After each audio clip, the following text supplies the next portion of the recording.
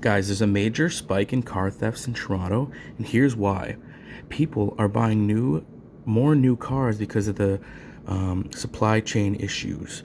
So now that there's more new cars, you know that cars just magically spawn thieves, and the ethnicity and race of the thief the thieves were all dressed in white, so they're clearly white people. Ignore the dreadlocks and the classic gangster downtown Janet Finch-esque ruffian look.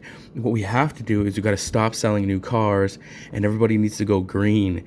That's the solution to the fucking outbreaks of theft. Also, we got to ban all guns so that these thieves can make these lives easier. And also, we got to make sure that we reform our laws so that they don't spend that much time in jail if and when they do get caught for their crimes. Thank Trudeau. Thank our government. Let's see what else do we have to say here. You know, they were so close. I mean, like, they're in my house, in the property. Toronto is facing a spike in car thefts this year. There have been nearly 6,500 so far, about a 45% increase already from the 4,500 reported throughout 2021.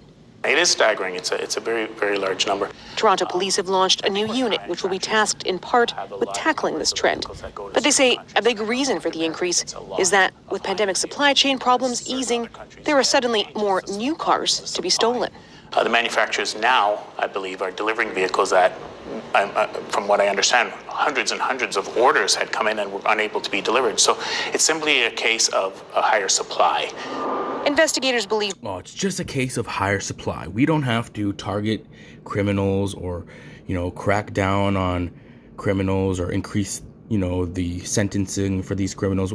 What the problem is there's too many cars. There's just too many cars. Most thefts are targeted by organized groups.